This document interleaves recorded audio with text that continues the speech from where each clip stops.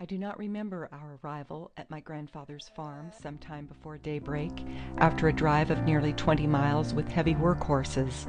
When I awoke, it was afternoon.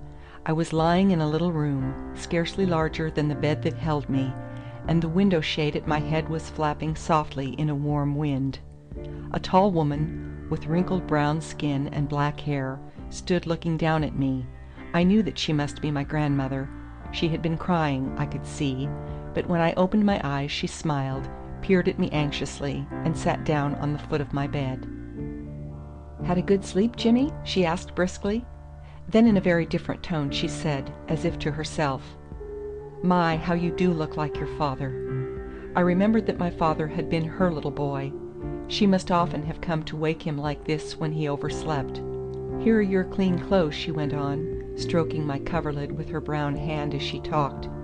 "But first you come down to the kitchen with me, and have a nice warm bath behind the stove. Bring your things. There's nobody about." Down to the kitchen struck me as curious. It was always out in the kitchen at home.